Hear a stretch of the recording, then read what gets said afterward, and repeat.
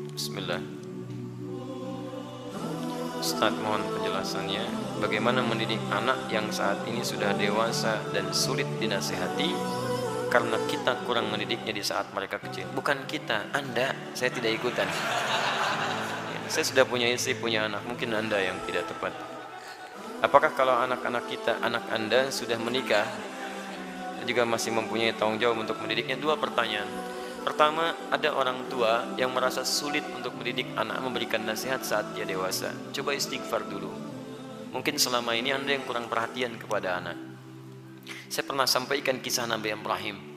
Bagaimana seorang Ismail alaihissalam yang baru tumbuh usia 4-5 tahun belum balik, melihat bapaknya sedang bekerja atas perintah Allah, bergetar hatinya, tersentuh untuk menolong bapaknya. Walaupun ayahnya nggak minta. Quran surah kedua Al-Baqarah ayat 127, posisi paling kiri sebelah atas. Wa idh yarfa'u Ibrahimul qawa'ida minal baiti wa Ismail. Perhatikan, saya ajarkan sedikit bahasa Arab. Dalam uslub bahasa Arab, ungkapan bahasa Arab, kalau ada dua subjek mengerjakan satu pekerjaan, subjeknya disebutkan langsung di depan, maka ini menunjukkan porsi pekerjaannya sama, sebanding. Tapi kalau ada satu disebutkan di depan, yang kedua diakhirkan, ini menunjukkan bahwa yang kedua ini sekedar membantu yang pertama saja, tidak sebanding porsinya. Paham sampai sini? Sekarang perhatikan baik-baik. Wa idh yarfa'u Ibrahimul qawa'id. Ibrahim disebutkan.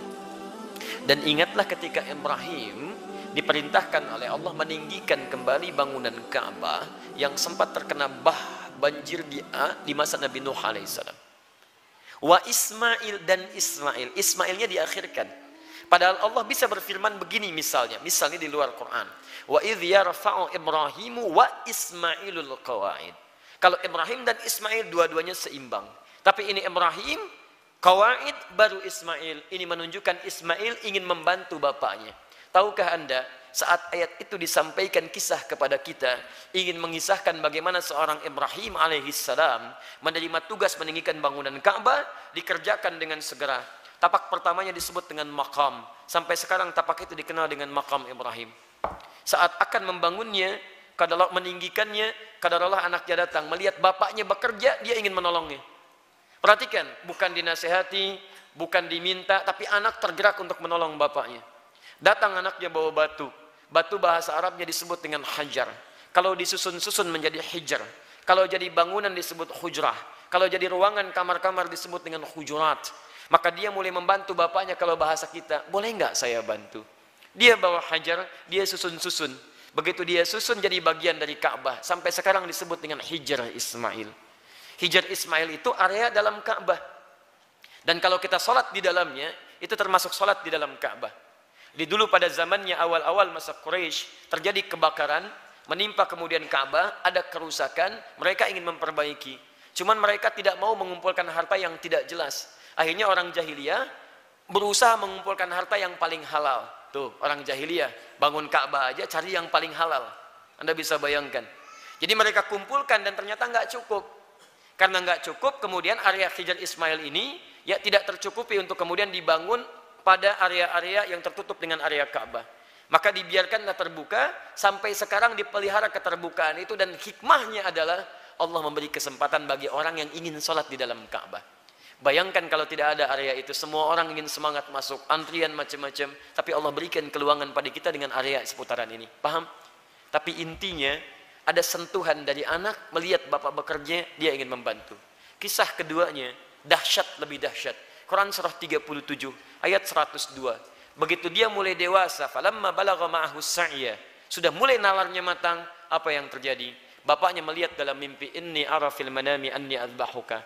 Papa lihat nak, dalam mimpi papa menyembelih kamu. Fanzur madza tara. Ini kisahnya. Berbagi bapak dengan anak. Lihat, berbagi, tukar, bagi pikiran. Bagaimana pendapat Ananda? Pendapat Ananda bagus, garis bawahi. Bagaimana pendapat Ananda? Anda tahu bahwa mimpi Nabi dan Rasul itu pasti wahyu. Dan kalau sifatnya wahyu harus segera dilakukan. Ibrahim bisa mengatakan begini, nah siap-siap ya, kemana Pak? Sembelih. Masya Allah, mudah. Tapi kenapa tidak dikerjakan? Ada hikmah di situ. Nanti saya di belakang saya sampaikan hikmahnya. Yang paling menarik, apa jawaban anak? Anak yang bukan protes, bukan marah, tapi meyakinkan dan menguatkan ayahandanya. Lihat kalimatnya, ya abati, panggilannya abati. Ketika anak dipanggil bunai dengan panggilan sayang, maka anak membalas dengan kalimat abati. Saya pernah sampaikan, ada abi, ada buya, ada abati, itu beda. Kalau abi itu panggilan hormat. Kalau buya, panggilan sayang. Bisa sayang kepada ayah secara biologis, atau sayang kepada ilmu yang dimiliki seseorang. Saya memanggil Buya Hamka rahimahullah. Beliau bukan ayah saya, tapi saya menyayangi keilmuan yang melekat pada beliau. Paham? Kalau Anda ingin menggabungkan antara abi dengan buya, maka gabungannya disebut dengan abati. Itu panggilan hormat dan sayang. Bapak mengambil sayang, memanggil sayang ke anak, anak membalas, lihat kalimatnya, ya abati, pa, demi sayang dan hormat nanda pada papa, if'al ma tu'mar, kerjakan sekarang yang diperintahkan. Satajiduni insyaallah minas sabirin. Ayah pasti dapati saya seorang yang sabar. Teman-teman sekalian, maaf ya, kebanyakan orang taunya cuma diganti dengan sembelihan yang besar sampai ayat 109 di surah As-Saffat surah 37 itu. Tidak banyak orang tahu ada peristiwa yang begitu menyentuh di balik proses penyembelihan itu sehingga diganti dengan kibas yang luar biasa itu. Buka kitabnya Al-Akhlaq lil Banin karya Ustadz Omar Ahmad Baraja, jilid yang kedua, warnanya biru, halaman 25, posisi paling kanan di sebelah bawah. Teman-teman sekalian, ada 3 peristiwa besar terjadi saat akan disembelih itu. Ketika Ismail mulai diikat, ikatan mulai terasa longgar. Kata Ismail, duhai ayahanda, tolong kencangkan ikatan ini, supaya nanti saat saya akan disembelih, tidak merontak saya, dan tidak membuat ayah iba dan tidak jadi menyembelih saya. Lihat, supaya ayahnya sempurna menyempurnakan tugas. Kedua, duhai ayahanda, mohon tajamkan pisau itu. Tajamkan. Yang dengan pisau yang tajam akan mempercepat proses penyembelihan itu dan mengurangi sakit yang saya rasakan. 2 hal ini menjadi sunnah sampai sekarang. Dengan ikatan yang baik, dengan tajamnya pisau, kurban saat ini menjadi sunnah. 2 itu dikerjakan. 3, ini yang hebat. Ternyata beliau sudah melipat pakaiannya, pakaian luarnya. Lihat beliau katakan, duhai ayahanda, mohon titip pakaian ini kepada satu-satunya ibunda yang sangat saya sayangi. Sampaikan salamku kepadanya. Ismail alaihissalam. Ketika itu dikerjakan, tiba-tiba turun kemudian wahyu. Qad saddaqta ru'ya. Engkau telah benarkan mimpi itu. Maka tidak ada korban pada saat itu. Yang ada korban. Korban diganti jadi korban. Korban dari kata koruba, artinya dekat. Ditambah alif nun, korban yang sangat dekat kepada Allah subhanahu wa ta'ala. Mereka berdua, saking dekatnya dengan Allah, mimpi saja diamalkan. Ada orang yang pengen dekat dengan Allah, di dunianya tadi perintahkan, gak dikerjakan. Orang mimpi dikerjakan. Ini gak dengar azan dipanggil sholat, gak datang-datang. Cita-cita surga Firdaus bersama Nabi tanpa hisab. Keterlaluan itu kan. Nah teman-teman yang paling menarik, kenapa Ismail punya rasa demikian dalam pada papahnya? Lihat, Nabi Ibrahim ketika kemudian Ismail dilahirkan, kemudian turun wahyu supaya dipisahkan dengan ayahandanya. Ibu, anak, ayah, pisah. Kemana? Beliau di Palestina, anak di Mekah dengan ibunya. Quran surah 14 ayat 37. Biwadin ghairi dhi zar'in inda baitikal muharram. Ditinggalkan di satu tempat yang tandus tumbuhan gak ada. Lihat baik-baik ya. Saya percepat langsung. Ini Ismail dengan ibundanya, ini Ibrahim. Di balik jarak yang jauh, Nabi, Rasul punya tugas mencari nafkah, punya macam-macam, tapi beliau masih menyempatkan waktu untuk menengok perkembangan anaknya. Tengok siapa yang merawatnya, bagaimana pertumbuhannya, bagaimana asinya, bagaimana pertumbuhan kampungnya. Dari Palestina ke Mekah, itu kalau pakai bis 1 hari 2 malam. Tengok, makanya disebut Ibrahim, sang penyeberang. Makanya disebut Ibrahim, diambil dari serapan bahasa Arab Abun Rahim. Yang paling hebat, kenapa itu bisa terjadi dan bagaimana feedbacknya kepada kita semua, kita lanjutkan setelah menunaikan sholat isya berjamaah. Kita coba lanjutkan, pemirsa dimanapun Anda berada. Kesulitan nasihat yang diterima oleh anak terkadang bukan karena anak itu tidak mau mendengar nasihat orang tuanya, tapi seringkali diakibatkan karena orang tua tidak memiliki perhatian yang cukup kepada anak sebelumnya. Perhatikanlah bagaimana Nabi Ibrahim, seorang nabi, seorang rasul, seorang ayah yang dengan segala kesibukannya itu masih memberikan waktu yang luang untuk bermain, mengamati dan hadir dalam keadaan dan permainan anak-anaknya. Sehingga apa yang terjadi, walaupun tinggal beliau di Palestina, anaknya berada di Mekah, itu masih tetap bisa mengontrol, Pak. Beliau melihat bagaimana lingkungannya, perkembangannya, mainnya, tentang asiknya, tentang kisahnya. Sehingga ketika orang tua hadir dalam dunia anak, anak tidak merasa kehilangan dengannya. Itu yang dimaksudkan di Quran surah ke-31 ayat 13 sampai ayat 19 itu. Ada 4 pendidikan dini yang harus ditanamkan pada anak sejak awal, sehingga anak itu akan mudah nanti mendekat kepada Allah, dekat dengan orang tua, dan bergaul balik dengan lingkungannya. Ayat 13-nya pengajaran tentang tauhid, ayat 14 sampai 15 mengajarkan tentang bagaimana pendekatan anak dengan kedua orang tuanya. Ayat selanjutnya mengajarkan tentang bagaimana pendidikan salat ditanamkan sejak dini, dan yang keempat tentang akhlak supaya dia dekat dengan lingkungannya. Nah, ini kadang-kadang yang kita lupa. Mohon maaf, kita itu bukan nabi, rasul juga bukan. Surganya tidak sedekat Nabi Ibrahim. Maaf, gelar kita bukan Khalilullah, bukan Abul Anbiya. Sesibuk apa sih? Kadang-kadang pekerjaan berangkat gelap, pulang gelap, anak tidak bisa terlihat dengan baik.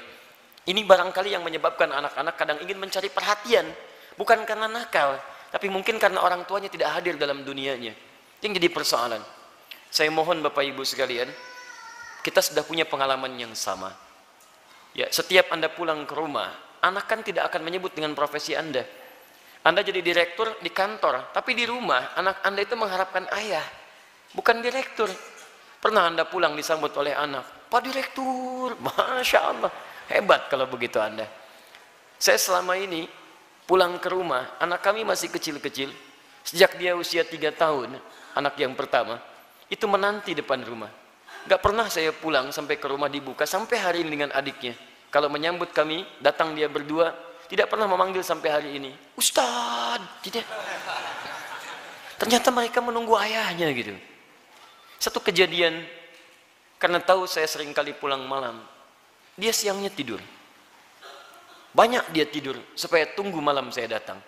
Ternyata kadang ingin menampilkan sesuatu, ingin menyampaikan pesan tertentu. Kadang ingin menyampaikan pesan bahwa saya sudah menghafal surat 8 jam tunggu-tunggu itu. Antum juga begitu. Anak antum mungkin menyiapkan karya macam-macam, cuman ketika pulang, beban pekerjaan Anda yang di luar itu kadang dibawa ke rumah, itu yang membuat kita tidak adil. Itu yang repot. Kadang-kadang masalah di kantor dibawa ke rumah. Nyampe ke rumah anak sudah menunggu, sudah menyusun senyum sebaik mungkin, ketika dibuka ayahnya cemberut. Papa, diam kamu. Hah? Kenapa mas? Kamu lagi ikut-ikutan. Ikut apa? Dia jadi nggak nyaman situasinya. Begitu saya datang tiba-tiba, Buya, main bola yuk. Ah, main bola tuh. Main kita apa malam? Itu yang menarik. Sampai besoknya diceritakan sama bundanya, Buya itu capek kak, tunggu dulu ya. Pijitin dulu, bobok sebentar, baru main. Besoknya ditunggu, Masya Allah, di depan pintu. Buya, capek ya? Masya Allah.